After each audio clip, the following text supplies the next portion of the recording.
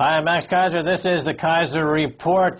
Things are heating up. The pressure is building. This financial market's about to blow. Stacy Herbert.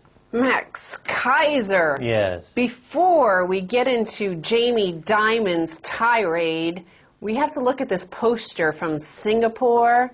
This is a JP Morgan advertisement in Singapore. We believe human behavior creates unique investment opportunities. Many investors make emotionally influenced decisions that can cause market irregularities. Well, that's what we've been talking about. That when banks like JP Morgan create chaos in markets using derivatives, people get frightened and they make irrational decisions and prices jump around. And who's there profiting from this? JP Morgan. This is a form of price propaganda. This is a form of financial terrorism. Jamie Dimon, CEO of JP Morgan, by propagating this form of financial terrorism, is by definition a financial terrorist. Okay, so he agrees that human behavior can create unique investment opportunities, that this chaos can create opportunities. So when you read a headline like Jamie Dimon's tirade against bank regulators, he threw a hissy fit about a capital surcharge for the systemically important banks. Dimon's tirade was directed at Mark Carney, Bank of Canada governor, in a closed-door meeting in front of more than dozens of leading bankers and regulators, the Financial Times reports. According to the FT, things got so heated that Goldman Sachs CEO Lloyd Blankfein sent an apologetic email to Carney afterwards. Good cop, bad cop. There's Blankfein doing the bad cop routine, screaming at a financial officer of another country, gets him completely frazzled, and in comes Smooth Lloyd, Bald Lloyd, smooth coming in, talking him down, good cop, bad cop. And this is what we saw Tim Geithner in Europe trying to get Merkel to accept European TARP. Who are these American financial terrorists, and why are they being allowed to roam the world and cause their destruction? Why can't someone put them in jail? Arrest them! Jamie Dimon in cuffs! Again, Jamie Dimon, the CEO of a bank, is in a closed-door meeting that we don't know about other than the fact that he threw a tirade to our regulators and to a central banker. Now, think about the Occupy Wall Street guys being arrested, dozens and dozens of them, and maced in the face for walking down a sidewalk. Here's Jamie Dimon. Was he maced in the face? No, according to the reports, no, he wasn't. These bankers, the Lloyd Blankfeins and Jamie Dimons of the world, are able to meet in closed-door meetings with regulators and screech at them. Now let's turn to this now infamous clip from the BBC where Alessio Rastani spoke to them. He spoke some truth. Everybody in the mainstream media is now dismissing him because, shock, he loses his own money when he trades. But Max, let's look at his answer when he was asked whether this European stabilization plan would work. What I would say to everybody is, get prepared. This is not a time right now to wishful thinking the government is going to sort things out. The governments don't rule the world. Goldman Sachs rules the world. Goldman Sachs does not care about this rescue package, neither does the big funds. As we've been saying, Goldman Sachs rules the world. The bankers rule over the governments. We've been saying this for years now. This should not be a surprise. Now, the trader here is just saying, look, it's an adversarial relationship. I'm trading against you. You're my enemy. You, the person out there who has to work for a living. I get bailouts. I don't work for a living. I just take all the money the government gives me. I make bets. If I make a losing bet, they bail me out. You suffer. Ha ha, you're the loser. Well, he's saying, in fact, that all of you people out there waiting for your government to rescue you, they are not going to rescue you because they are working for the banks. The banks rule the world. You have to appeal to the bankers to step down, come out with your hands up, whatever it is. You have to talk to them because talking to your government is not going to do anything for you at this point because, as he says, the banks rule the world. And how many times has this Dick Durbin, the senator from America, also said this? He said the banks rule the place. So how many times do you have to be told? Right. I mean, I don't understand. Here you have the Occupy Wall Street folks. They're down there, and they're wondering, well, we're here. Well, now what do we do? Well, they have to demand that the bankers come out with their hands up, or they're going to go in. So here he is. He says that Goldman Sachs rules the world and the other big banks. Now let's turn back a little bit, wind back a bit in his interview where he explains the mind of a trader, how a banker looks at the financial chaos in the world. For most traders, it's not about, we don't really care that much how they're going to fix the economy, how they're going to fix the whole situation. Our job is to make money from it. And personally, I've been dreaming of this moment for 3 years. I have a confession, which is, I go to bed every night, I dream of another recession. I dream of another moment like this. Why? Because people don't seem to maybe remember, but the 30s depression, the depression in the 30s, wasn't just about a market crash. There were some people who were prepared to make money from that crash. And I think anybody can do that. It isn't just for some people in the elite. Anybody can actually make money. It's an opportunity. Well, once again, it shows the asymmetric quality of this guerrilla warfare between traders that can profit in any market and the overall economy that can only profit in up markets. And not only that, but a down market, because it's driven by fear, happens quickly, so your annualized rates of returns are higher, so they have an incentive to create fear. Fear pays more than faith. Traders know this, and they love to stoke fear. And they are working against the general population, who can only have benefits if markets go up. So it's a completely asymmetric warfare, just like we see asymmetric warfare all over the world, where the U.S. will go into Iraq, for example, and call that a war. As somebody once said, it's a war if somebody's shooting back. You know, here you have a financial war, but it would only be a war if the people getting abused by financial terrorists were shooting back in some way. But they're not. Okay, let's wind back a bit here, because he says bankers, traders do not care about the economy. They're only looking to profit. Now, who gets appointed to run the economy in the United States, in France, in Britain, in Germany, in Italy, at the IMF? Who are hired? Who are the head guys of the Treasury Secretary, the economic policy? Who gets to determine that? Former bankers at Goldman Sachs. Goldman Sachs and J.P. Morgan. So this guy has just said these guys don't care about the economy. No. So why are you putting them in charge of economic policy? Put Ben Bernanke in that camp. Ben Bernanke, the only thing he cares about is reinflating the housing bubble, which only benefits the bankers who are short those bonds that they got destroyed in the housing bubble collapse. He's not caring about workers, wages, economic growth, the viability of the U.S. economy, the U.S. standing abroad. I mean, think of what Bernanke's done to America's standing abroad. He has trashed it. He's made America the laughingstock of the world. But remember, this now famous tweeter, Alessio Rastani, said that bankers don't care about the economy. Investors tell MPs bank reforms must be watered down. Top institutional investors have warned MPs the reforms proposed by the Keiser Report must be significantly watered down to avoid damaging British banks. That's wrong. That's false. But as Alessio said, bankers love crashes. They profit on the way down. So let these banks crash. But now they're going crying to our MPs saying, oh, you can't let us crash. So either they like crashes or they don't like crashes. What do they like? Classic intellectual profile of a psychopath.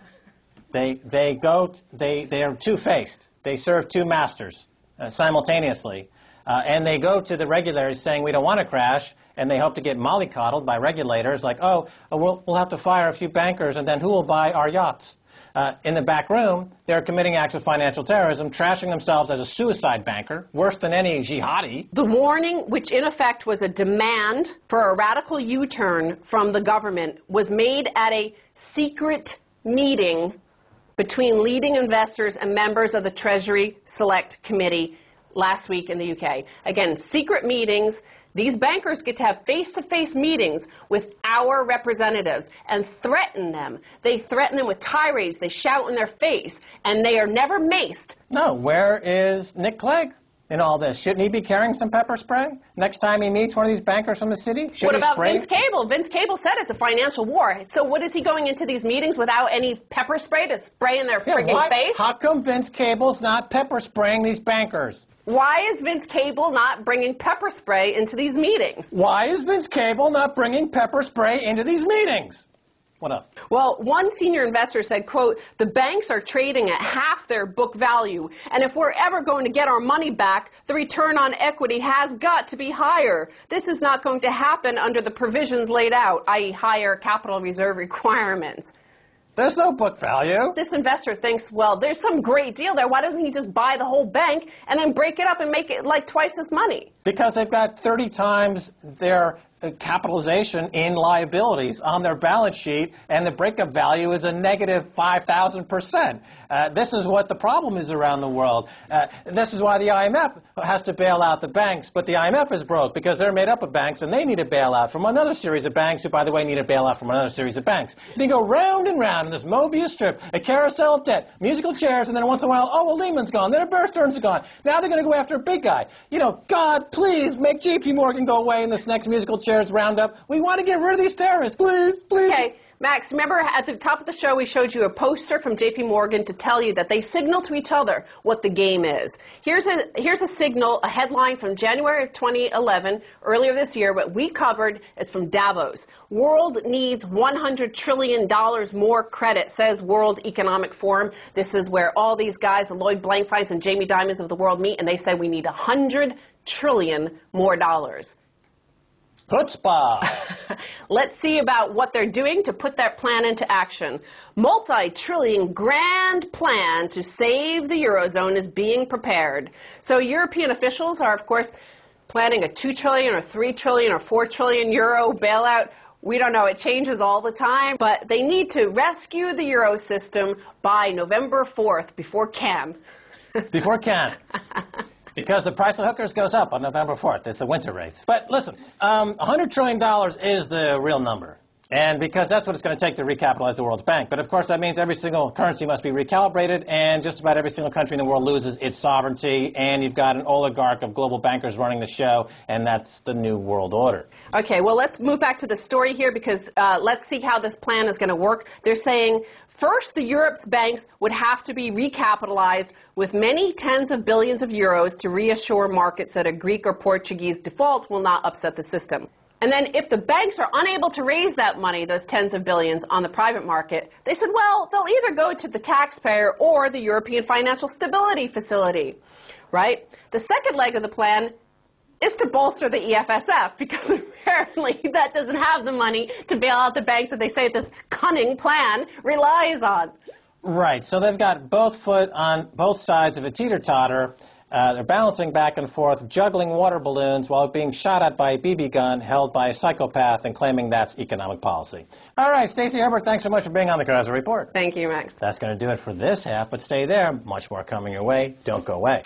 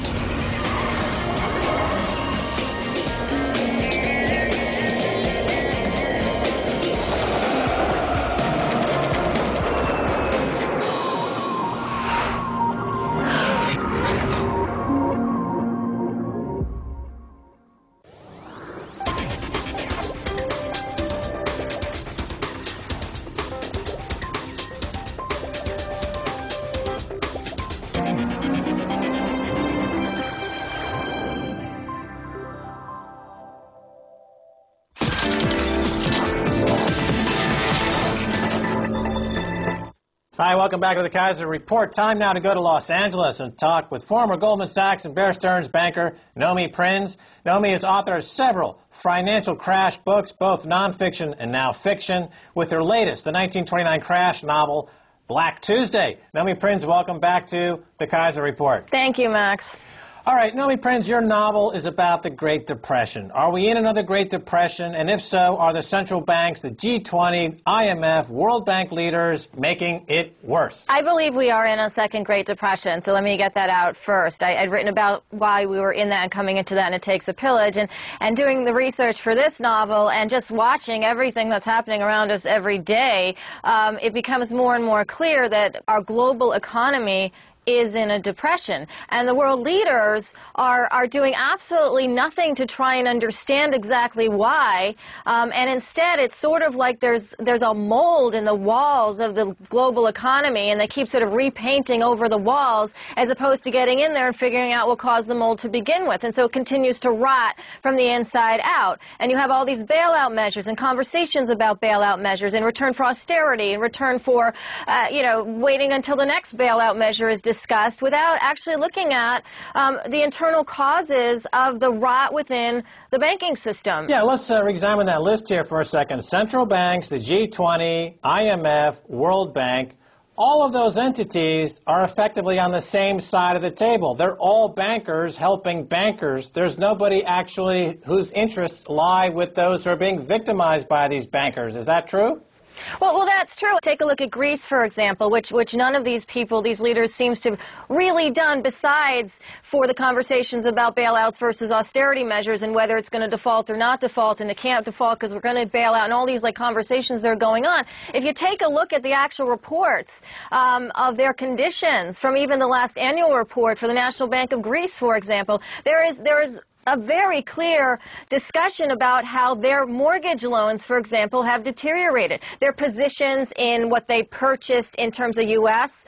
and dollar-denominated tax mortgages, and also the ones in the loans that are within their own country. So there's this problem with deteriorating investments and credit within their own balance sheet, within their own books, which you can see in every other bank, throughout Greece and Italy and Spain, in the U.S. And none of these leaders are addressing how to fix things from that bottom, from that kernel level up, where it would be a loan-to-loan fix with respect to an individual, where there would be a complete write-down and dissolution of a toxic asset with respect to an investor. If we had ever started to do that from the beginning of when this crisis in 2008 became known in the United States and perpetuated throughout the world, because it cannot be anything but a global crisis, because we have a global financial system where things get created in one country and perpetuated and sold everywhere else. It has to be a global crisis, and there was no looking at the bottom level, the mechanics of what was going on. Bailing out investors and banks from the top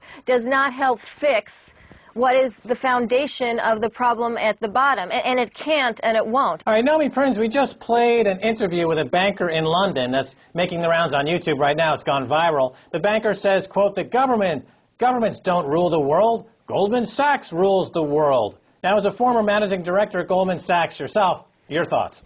The banks do rule the world economy. In that respect, they rule the world because, and even if we look to this crisis, if we look to the crisis in 1929, where there was a crash on Wall Street, it proliferated to a global Great Depression for a decade. What happens is that the banks and the bankers create securities or assets. In 29 it was trust, but they basically are these non-transparent ways of sucking in money from people, from investors, where they've created securities or trusts or whatever that are not able to sustain themselves. They bank the money up front. They short the securities if they can, and the world and individuals are left holding the bank. In that holding the bag. Sorry, that was a Freudian slip.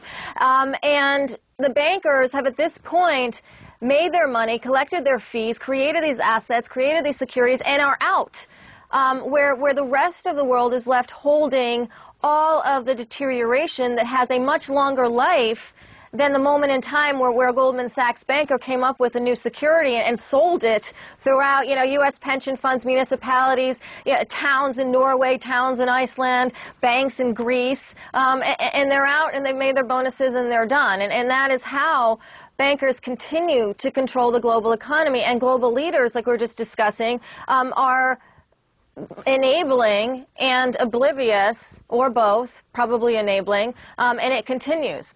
Okay, so now a moment ago, he said that nobody's taking care of the underlying root problem, the root cause of this global financial crisis.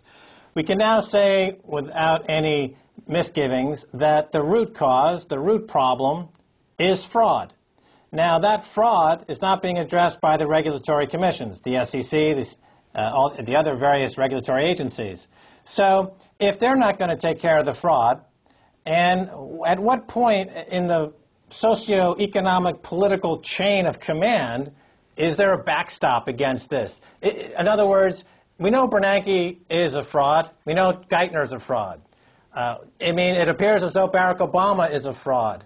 So is it really a point now of no return, where there's just simply no one is going to step forward, as they did in the 30s? You might want to talk about this, I guess, as by comparison, the Pecora Commission, where people addressed the fraud. Nomi Prins. Well, yeah, in the 30s, and that was kind of just for what I was doing with the novel, the Pecora Commission hoisted bankers up in front of Congress, which has happened in the last few years, but the difference is they actually dismantled the banking structure as it was back then, rather than continue to allow banks to have the benefit of people's deposits and to make loans and to use that as fodder to create securities and speculate and trade and make all sorts of fees and monies and profits along the way with that. What the Pecora Commission ultimately did is divide banks so that they could continue to provide commercial services, take deposits, give loans, create infrastructural programs, etc., for businesses and individuals. And on the other side, if they wanted to trade, they could choose to trade. They could choose to speculate. They could choose to create trusts, but they would not be backed by the government. That was why the FDIC was created, to preserve people's deposits, not to preserve and to bail out and to substantiate speculative trading. What we have had in the last few years is something completely the opposite. It's not even as bad as it was in 1929 as it was fixed by the Pecora Commission and the Glass-Steagall Act that came out of it in 1933 to separate the banks. Why it's worse is because all of these leaders that are refusing to acknowledge that fraud, that rot at the bottom of the system continues to exist and continues to be created and continues to deteriorate the global economy, rather than acknowledging that from the regulator, from the Fed level, from Obama's level, from Geithner, from the IMF, from the ECB, they are basically bailing it out. They are substantiating without dividing the banking system, the global banking system as it exists today, and therefore continuing to allow the fraud at the bottom to stay there, the securities that were created from that fraud to continue to be marked at, or not marked at any kind of realistic level, so it continues to seep into our global financial and economic economy. And this is a problem, and this will continue right now. We had opportunities. There have been many investigation committees that have hoisted CEOs. Lloyd Blankfein was up there, Jamie Dimon, in front of Washington, and nothing has come of that. We had President Obama campaign on this idea that the Wall Street fat cats would not be allowed to continue what they're doing. Well, they continue to make profits and bonuses, and that's not even the worst problem. The worst problem is they continued in a banking system that has not been separated, that has not been examined, and that continues globally to fester as it is. So we are actually, I believe, in a more prolonged depression state because of the people that we have in leadership right now are so entwined with these bankers, are so entwined with the status quo of the banking parameters and the landscape and how banks can do everything in one entity and bailing them out when it fails, that we are just going to have real prolonged pain, with the exception of here and there a few settlements and a few civil suits and a couple of lawsuits that really, in comparison, will not extract a renewed, stable banking landscape. Yeah, we've seen something similar going on in the UK. After the crisis, there was a commission. They looked at the crisis, and they determined that some new regulations needed to be implemented in what's called a Vickers Report. And the report was saying, well, you need to separate the speculative bank from the deposit bank. They need to be ring-fenced, basically the same thing that was done in the 30s. But now, after a few weeks' time, the lobbyists in the UK are saying, no, we can't accept that. It would destroy jobs, and you're going to kill the industry. the goose that is laying the golden eggs, and now they're going to water down those even feeble attempt at regulation. So I would take it that in the UK it's the same thing as we're seeing in the US, and this is really, I guess, also interesting, a global situation. Same thing for banks in Europe and in the US. There's this tendency to just let the speculative elements run riot. Is that true? Yeah, not only is a tendency, there's a willingness, there's an enabling to let this system run riot. It's fueling this system by the bailout discussions that happened in the United States. Tim Geithner was in Europe recently saying that Europe should continue to do the same thing, because only by sort of printing money, by bailing out the system as it is, by making whole the investors, by making whole the banks, without any regard to what's actually going on at the book level of these banks, at the loan level, at the toxic asset level, at the evaluation level. Forget all that. They have no interest in knowing about the true state of any of these institutions. They will just continue to find the funds to bail them out at the expense of the greater global population and the greater economy. And what's happening in the process is jobs are being lost, and loans and homes continue to be foreclosed upon. And that's not just in the United States. That is proliferating throughout Europe as well.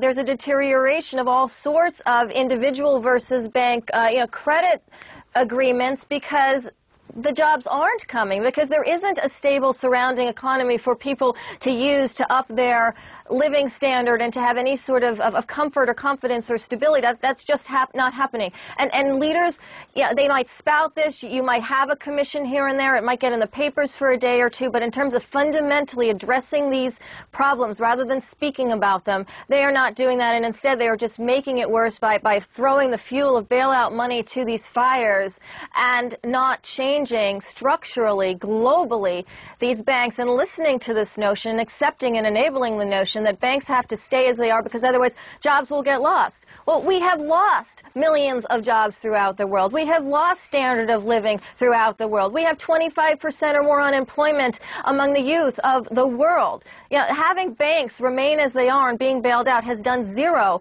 to fix any part of the economy, and instead continues to suck the blood right out of it with the enabling institutions. Okay, Nomi Prins, we're out of time. Thanks so much for being again on the Keiser Report. Thank you. All right, and that's going to do it for this edition of the Keiser Report with me, Max Keiser, and Stacy Herbert. I want to thank my guest, Nomi Prins. If you want to send me an email, please do so at keiserreport@rttv.ru. Until next time, this is Max Keiser saying bye, y'all.